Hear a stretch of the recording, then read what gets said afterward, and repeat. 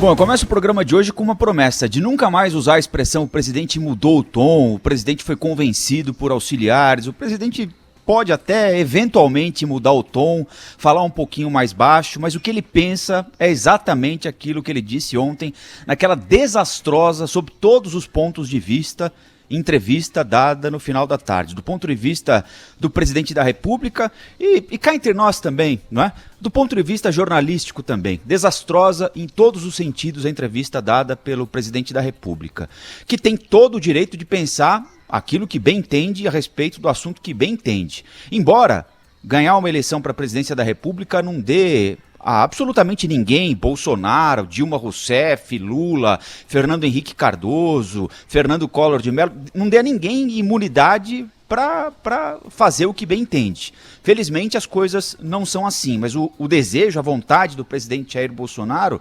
é exatamente essa. Só não faz porque ainda não encontrou as condições políticas, por exemplo, para concretizar o que ele fez ontem, porque ontem ele demitiu o ministro da Saúde, Luiz Henrique Mandetta, né? É uma situação, aliás, absurda. Nós estamos em meio à crise sanitária mais grave dos últimos anos no país, o presidente vai a público,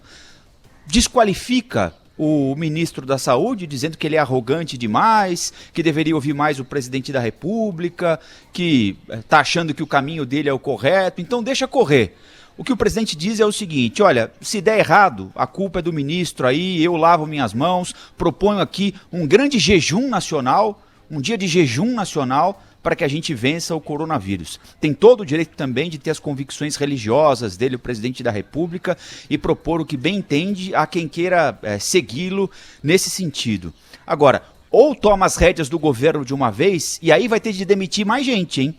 Não é só o ministro da Saúde, Luiz Henrique Mandetta, não. Por exemplo, o ministro da Justiça e Segurança Pública, Sérgio Moro, que ontem, ao mesmo tempo, publicou em uma rede social um trecho de uma entrevista que deu a uma rádio no Rio Grande do Sul, dizendo que continua defendendo o isolamento e a quarentena.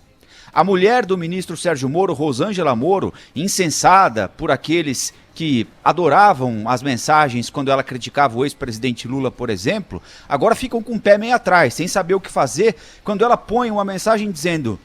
"In Mandetta we trust", em Mandetta nós acreditamos. Então me parece que se o presidente quiser botar para funcionar